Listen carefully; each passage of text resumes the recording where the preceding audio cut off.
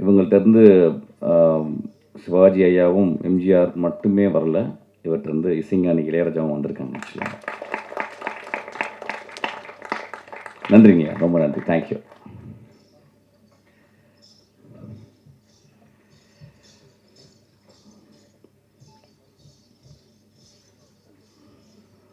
அந்த கிராமத்தில் இருந்து சென்னைக்கு வந்தவங்க அல்லது ஒரு மஃபசல், இந்த மஃபசலும் கிராமம் தான், அது வந்து எல்லாருமே அப்படி தான் மைக்ரேட் ஆகிருக்கும். அப்படி வரும்போது இன்றைக்கி அந்த சத்தத்தை பார்த்த உடனே எனக்கு என்னமோ ஒரு பாதி செத்துப்போன மூளையும் பாதி செத்துப்போன இருதயம் எழுந்தது போல் நான் உணர்ந்தேன். ஆக்சுவலாக அந்தளவு ஆதிக்குள்ளே போயிட்டு என்னை வந்து எழுப்பிச்சு. ஆக்சுவலாக ரொம்ப நல்ல மாலை இது. வந்து நேற்று வந்து திடீர்னு குழந்தை வந்து என்கிட்ட வந்து நீங்கள் வரணும் அப்படின்னு கேட்டால் நான் வரேன்டாமா, ஏன்னா என்னுடைய அசிஸ்டண்டா நீ என்கிட்ட பாவம் அப்படின்னு தெரியல. ஓகே, நான் அந்த அஞ்சாவதில் ஒர்க் பண்ணேன். அப்போ ரொம்ப சென்சிபிளானவன் சக்தி. அதுக்கப்புறம் சினிமா பயணத்துலேருந்து வெளியே போயிட்டு வந்து அப்புறம் சினிமாலே இருப்பான், பட் நிறைய வேலைகள்லாம் செய்வான். ஆக்சுவலி அவன் வந்து ரொம்ப நாளைக்கு முந்தைய ஒரு கதை சொன்னான். இந்த கதை எனக்கு வேக தான் ஞாபகம். ஆனால் வந்து சார் இந்த கதை ஒரு நாயை பற்றி, நாய்களை பற்றி, அதுக்கு பின்னால் அதுக்கு முன்னால் இருக்க மனிதர்களை பற்றி அப்படின்னா கதை சொல்லுங்க ப்ளீஸ். அந்த போஸ்டரை பார்க்கும்போது அங்கே ஒரு 5-6 மனிதர்களும் இங்கே ஒரு 7-8 நிஜ மனிதர்களும் இருந்ததை பார்த்தேன். ஆக்சுவலாக அந்த நிஜ மனிதர்களுக்காக ஒரு கிளாப் பண்ணுவோம். ஏன்னா அந்த ஒரு மேடையில் போய் என்ன பேசுறது அப்படின்றது வந்து பெரிய குழப்பம். ஆக்சுவலாக அது எப்படி ஆரம்பிக்குன்னு நினைத்தல. அப்போ பார்க்கும்போது நான் ஊற்று பார்க்கும்போது இந்த கண்கள்லையும் அந்த கண்கள்லையும் ஒரு டிஃப்ரென்ஸ் பார்த்தேன். அந்த கண்களில் ஒருத்தன் வந்து ஒரு ப்ரொடியூசர் பெரிய ஹீரோ ஆகணும் அப்படின்ற மாதிரி ஒரு கனவு இருக்குது. அங்கே ஒரு வில்லன் ஒருத்தர் இருக்காரு, மலையாளத்துலேருந்து வில்லனாகவே வந்த மாதிரி இருக்காரு. இந்த பாண்டியராஜன் படத்தில் நான் தான் வில்லனாக நடிக்க வேண்டியது. ஆக்சுவலாக அவர் நடிக்கிறாரு. அது மாதிரி நிறைய குழந்தைகள் நிறைய வந்து அவங்க கண்களில் வந்து ஏதோ ஒரு பரிதவிப்பும், ஏதோ ஒரு ஏதோ ஒன்று சம்திங் அப்படி ஒன்று இருக்குது. ஒரு நகரத்தை சார்ந்த, நாகரிகத்தை சார்ந்த நிறைய விஷயங்கள் அந்த கண்களில் இருக்குது. அந்த கண்களை பார்க்கும்போது 3 விஷயம் தான் அதில் தெரியுது. ரேஜ் பார்த்தேன், அதாவது ப்ரைமல் எமோஷன், கோபம் கூட கிடையாது, ரேஜ், இட்ஸ் கால்ட் ரேஜ். நாய்களோட ரொம்ப பழகியிருக்கேன், நாய்களோடய வாழ்ந்திருக்கேன். இன்றைக்கி நாய் எல்லாமே இருக்கிறேன். நாய்கிட்ட இருந்து நிறைய கற்றுருக்கேன். நான் தனிமையில், சின்ன வயசில் நான் தனிமையில் இருக்கும்போது எனக்கு வந்து மணின்னு ஒரு நாய் எனக்கு ரொம்ப ரொம்ப ஆதர்சமானது. ஒரு வெள்ளை கலரில் பெருசாக இருக்கும், தலை பெருசாக. அந்த மாதிரி நான் இது வரைக்கும் நான் பார்த்ததே இல்லை. கிராமங்களில் மணி, எல்லா நாய்களும் மணியாக தான் கூப்பிடுவாங்க. சொல்லப்போனால் எங்களை வழக்கம், அது வீட்டு முன்னாலே இருக்கும். அது பியூட்டிஃபுல். அப்போ அது வந்து எங்களை ப்ரொடெக்ட் பண்ணுற ஒரு தெய்வமாக தான் இருக்கும். குழந்தைகளை பார்த்துக்கும், பாம்பு பூச்சி வராது, ஏதோ நாங்கள் உணவை பரிமாறிப்போம். ஒரு ஆதி தகப்பன் போல் எங்கள் கூட எப்பயுமே ஒரு நாய் இருந்துக்கிட்டே இருக்கும்.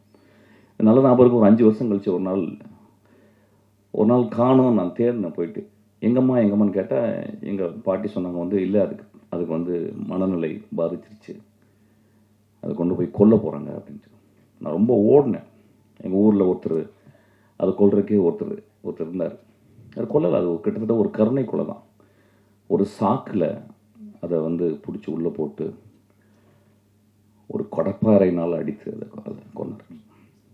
என்னால் மறக்கவே முடியல.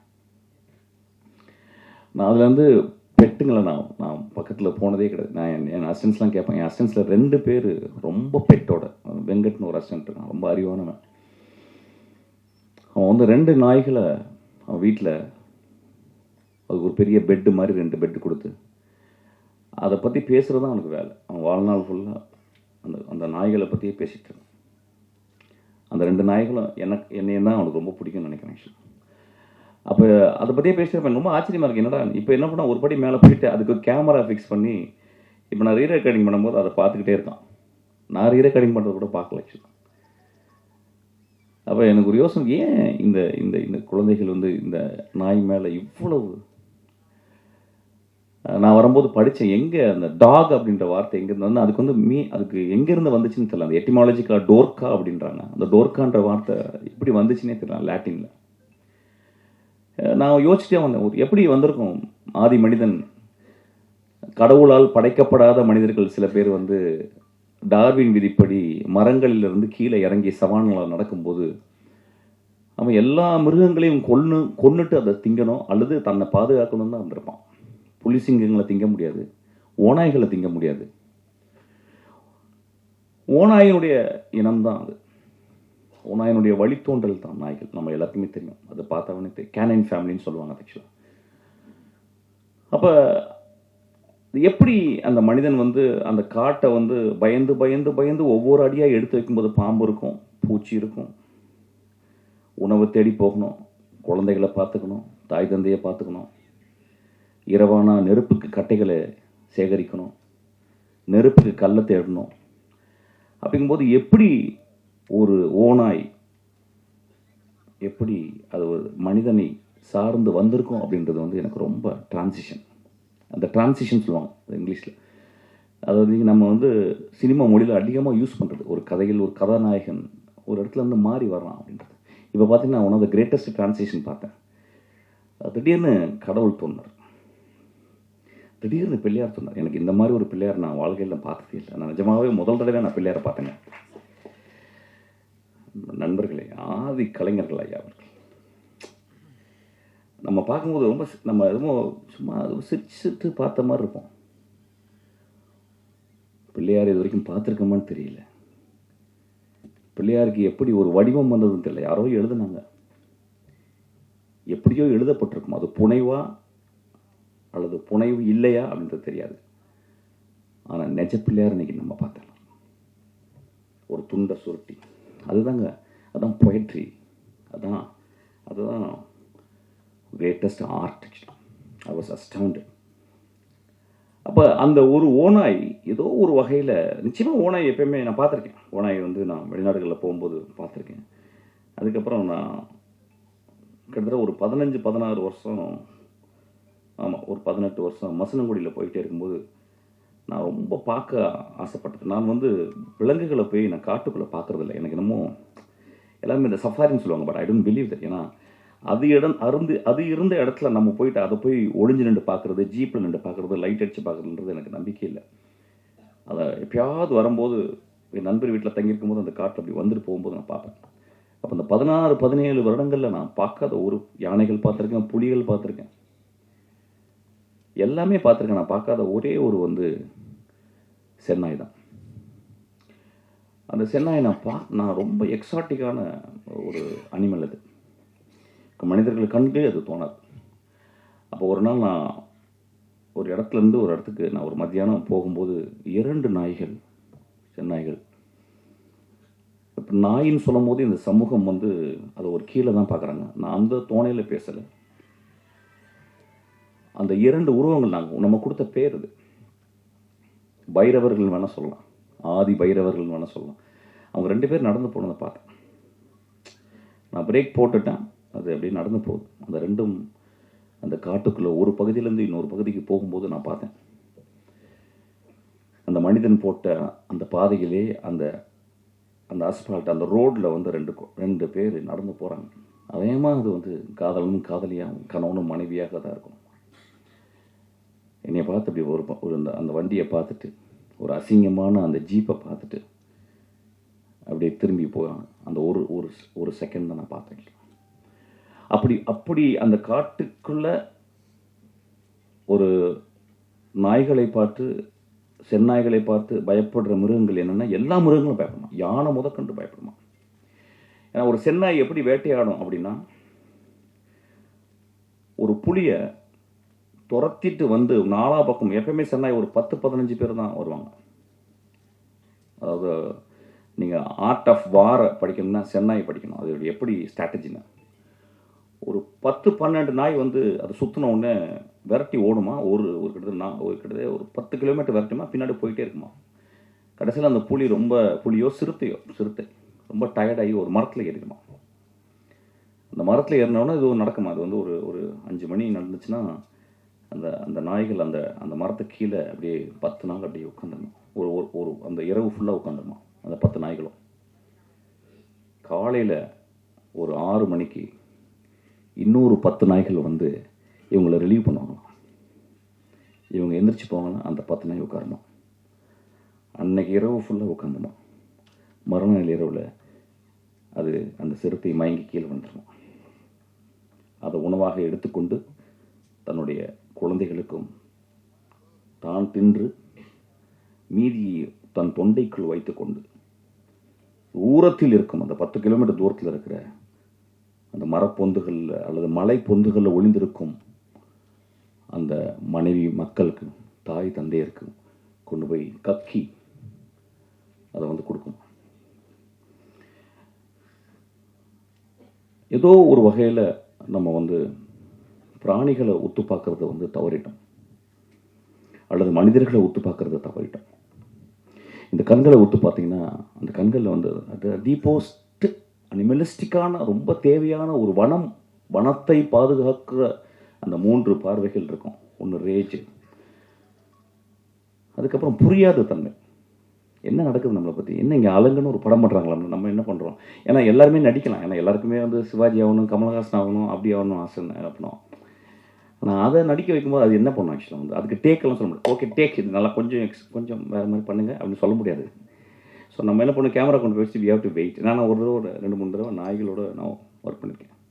நீங்கள் டேக்கெல்லாம் சொல்ல முடியாது. அங்கே போய்ட்டு நீங்கள் மூட் அவுட்லாம் ஆக முடியாது, அது மூத்திரம் அடிச்சிடும். So you have to wait patiently, you have to. அப்புறம் அதுக்கு ஸ்கிரிப்ட் வேறு மாதிரி எழுதணும். இப்போ இங்கேருந்து அது வரணும் அப்படின்னா டாக்டர் என்ன சொல்லி சார் இது வரணும் அப்படின்னா அவர் டாக்டர் என்ன இங்கே நிற்பார், அது வரும் ஏதோ சொன்னோன்னே. சில டைம் கோமாய் போடாமல் அப்படி கூட போயிடும் ஆக்சுவலாக. Then we have to wait. அப்புறம் then we have to wait. நான் ஒரு நாள்லாம் வெயிட் பண்ணியிருக்கேன். ஸோ ஒரு நடிகர்கள் முன்னால் நடிக்கவே தெரியாது அந்த ரேஜ், புரியாத தன்மை, அதுக்கப்புறம் 3வது பார்வையாக இங்கே ஒத்து பார்த்தீங்கன்னா ஒரு பெரும் கருணையை உள்ள பார்க்கலாம். நம்ம எல்லாம் சொல்கிறோம் கருணை வந்து மனிதருக்கு சொந்தமானது, கருணை விலங்குகளுக்கு சொந்தமானது. ஒரு 4 நாளைக்கு முந்தி என்னுடைய அசிஸ்டண்ட்டு நிவேதிதா, ஒரு 10 வருஷத்துக்கு முந்தி, ஒரு 8 வருஷத்துக்கு முந்தைய ஒரு கார் ஆக்சிடெண்ட்டில் முதுகில் அடிபட்டு 2 காலும் அவளால் வேகமாக நடக்க முடியாது. அவள் என் கூட தான் அசிஸ்டண்ட்டாக இருக்கா. அவள் வந்து சொன்னான்ட்ட, சார் நான் நேற்று வந்து நைட்டு எங்கள் வீட்டுக்கு கீழே வெளியே வந்து ஒரு தெருநாய் இருக்குது சார். நான் எப்போ பார்த்தேன்னா அது போன சாப்பாடு கொடுப்பேன். நான் வந்து நான் வாழாட்டம், என்னை பார்த்து ரொம்ப பிடிக்கும், பக்கத்தில் ஒரு நான் தடவி கொடுப்பேன். என்னை படிக்கட்டில் வந்து விடுங்க சார், மேலே 3வது படிக்கட்டு. அவள் ஒரு குச்சி வச்சுருப்பான் கையில், அதை வச்சு நடந்து போவோம் 3வது மாடி. லிஃப்ட் யூஸ் பண்ண மாட்டேன், ஏன்னா மாடி ஏறி போகணுன்னு டாக்டர் சொல்லியிருக்காங்க, அப்போ கால் கொஞ்சம் பலமாகணும். அப்போ நான் நேற்று போனேன் சார், என் பின்னாடியே உரசிக்கிட்டே வந்துச்சு. 2வது மாடி வரும்போது அந்த இப்படி பக்கத்தில் குறுக்க வந்துச்சு, எனக்கு பேலன்ஸ் ஆகி நான் வந்து கீழே விழுந்துட்டேன் சார். ஒரு 3-4 படி உருண்டு விழுந்துட்டேன். அப்போ விழுந்த உடனே என் கொஞ்ச நேரம் அப்படியே பார்த்துச்சேன் அந்த டாக். அதுக்கப்புறம் என் பக்கத்தில் வந்துச்சு, அப்படியே அது கண்ணில் பதட்டத்தை பார்த்தேன். அது அப்படியே ஒடுங்கி, உடம்பெல்லாம் ஒடுங்கி என் மேலே வந்து பக்கத்தில் நின்றுச்சு. எனக்கு பயங்கர கோவம். நான் அடிக்கலான்னு குச்சியை ஓங்கிட்டேன். அதுக்கப்புறம் அதை பார்த்துட்டு எனக்கு ரொம்ப கஷ்டமாயிடுச்சு. எனக்கு விழுந்து பழக்கம் சார், அதனால் எனக்கு பழக்கம். நான் எந்திரிச்சு அப்படியே கோவமாக போயிட்டேன். மறுநாள் காலையில் நான் ஆஃபீஸ்க்கு வந்து கதவை திறந்தேன் சார், வெளியே நின்றுச்சு, என்னைய பார்த்துச்சு. நான் அதை பார்த்து சிரித்தேன். அது அப்படியே ஓரமாக ஒதுங்குச்சு. நான் அப்படியே நடந்து 3வது மாடியிலேருந்து அந்த 8 படிக்கட்டு கீழே இறங்கி வந்தேன். அது மேலே நின்று பார்த்துச்சு. அடுத்த 8 படி கீழே வந்தேன் சார், அது அந்த 8வது படியில் கீழே வந்து நின்று என்னை பார்த்துச்சு சார். அடுத்த 8வது படி வரும்போது அதுக்கப்புறம் 8 படியில் வந்து பார்த்துச்சு சார். அதுக்கப்புறம் நான் வீட்டுக்கு கீழே அந்த ரோட்டுக்கு வந்த மாதிரி என்னை தூரத்தில் நின்று பார்த்துச்சு சார். அந்த கண்களில் பெரிய சாரியும் பெரிய தாய்மையும் பெரும் கருணையும் இருந்துச்சு சார். சொன்னான், நண்பர்களே, நான் சொன்னேன், நான் படித்த எல்லா புத்தகங்களோட கருணை இதுதான் நான் படிச்சிருக்கேன். நான் படித்த எல்லா டால்ஸ்டாய் கதைகளையும் கூட இந்த இந்த இந்த இந்த ஈவெண்ட் தான் எனக்கு பெருசாக பட்டுச்சு. இதை நான் பகிர்ந்துக்கிறதுக்கு தான் இன்றைக்கி நான் வந்தேன். ஆக்சுவலாக நான் வந்திருக்கவே மாட்டேன். ஆக்சுவலாக ஏன்னா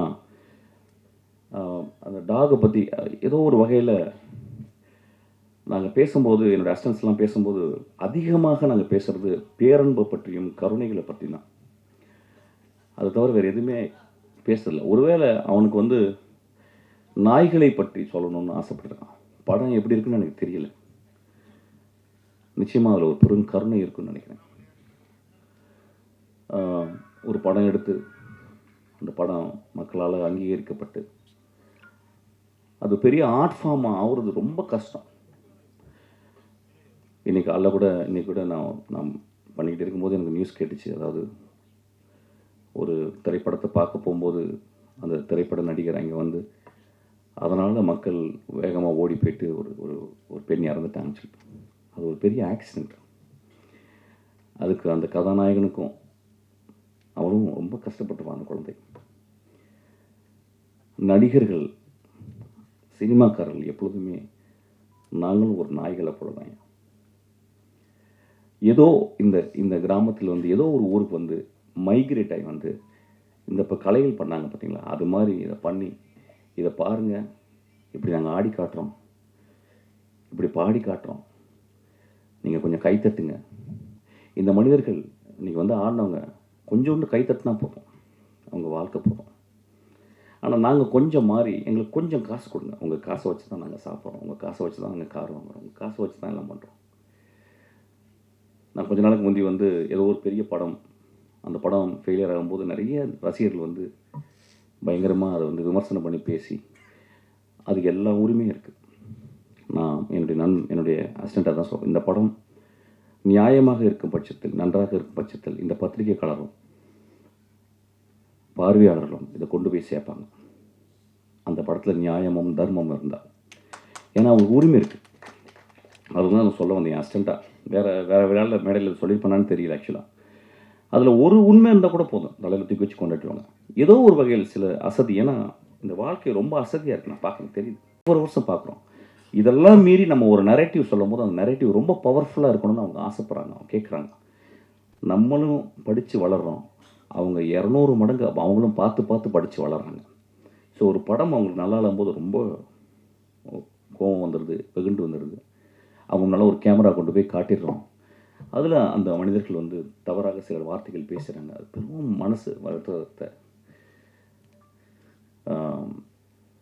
நடிகர்கள் நீங்கள் கொஞ்சம் கருணையோடு பார்த்துக்கணும். இந்த சொல்கிறதுக்கு நான் அச்சப்படலை. நான் கங்குவா படம் நான் பார்க்கல, இருந்தாலும் அந்த படத்தை பற்றி விமர்சனங்கள்லாம் வந்துச்சு. இன்னும் கொஞ்சம் கருணையோடு நீங்கள் பார்க்கணும். ஏன்னா சூர்யா போன்ற ஒரு ஒரு ஒரு நல்ல நடிகர், ஒரு அழகான நடிகர், நம்ம வந்து பத்திரமாக பார்த்துக்கணும் எல்லோரும். அவங்களெல்லாம் ஒரு சிவகுமார் மாதிரி ஆளுங்களை நல்லா யோசிச்சு பாருங்கள். இன்றைக்கி நம்ம கையில் வந்து சிவாஜி இல்லை, நம்ம கையில் வந்து எம்ஜிஆர் இல்லை, பெரிய பெரிய ஆளுங்கள். அவங்களோடலாம் பணியாற்றிய ஒரு சிவகுமார்னு ஒரு மனிதன் இருக்கான். எவ்வளோ முக்கியமான மனிதர் நம்மளுக்கு. அவங்க வீட்டில் வந்த ஒரு 2 குழந்தைகள் ரொம்ப நல்லது. இப்போ நான் ஒன்று விமர்சனம் பண்ணலாம், அடுத்து நீங்கள் சூர்யாவுக்கு கதை சொல்ல போகிறீங்கன்னா நான் சொல்லவே போகிறதில்ல. ஆக்சுவலாக படம் கொடுத்தா கூட நான் ஒத்துக்க மாட்டேன். பட் நான் கருணையோடு பார்க்க சொல்கிறேன். ஏன்னா கருணையை பற்றி பேசும்போது நான் கருணையோடு வரேன். ஒரு படத்தை வெற்றி பெறதுக்காக இந்த குழந்தைகள் நாங்கள்லாம் எவ்வளோ கஷ்டப்படுறோன்றது சொல்லி உங்கள்கிட்ட வந்து மடி விரிக்கலை.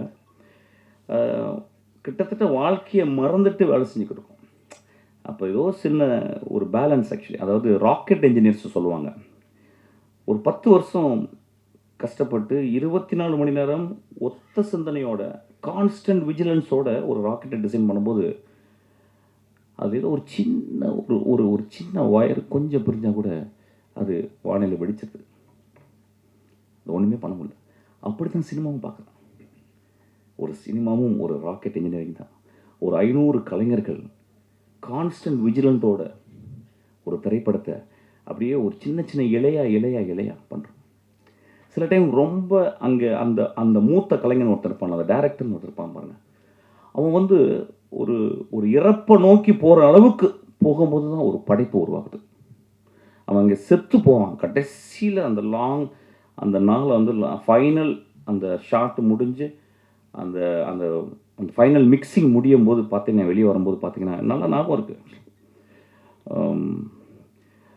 ராஜீவ் மேனன் சொன்னாராம் ஒரு தடவை, யாரையும் அது ஃபைனல் ஏதோ இப்போ உள்ளே போகும்போது யாரையும் அது கீழே பட்டு கிடக்குறா அப்படி செருப்புக்குள்ளே அப்படின்னு.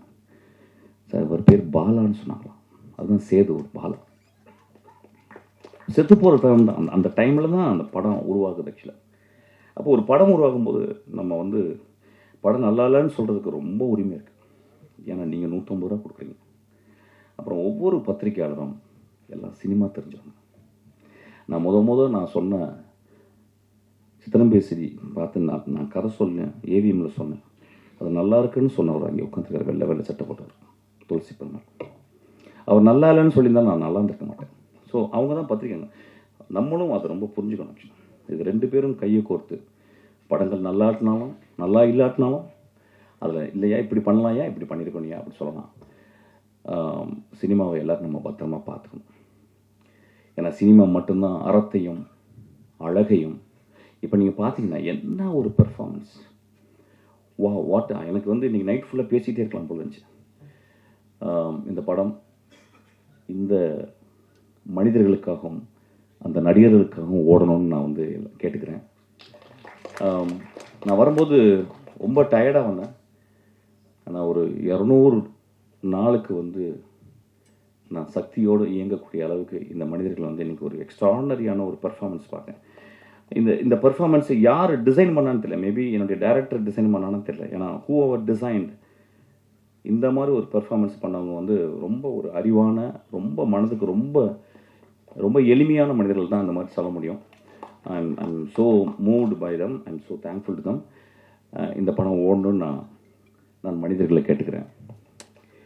இந்த படம் நியாயமாக இருந்தால் ஓடுன்ற சக்தி, பயப்படாத. இல்லைன்னா அடுத்த படம் பண்ணுவோம், அதையும் ஒழுக்கமாக பண்ணுவோம். அதான் ரொம்ப முக்கியம். Thank you so much.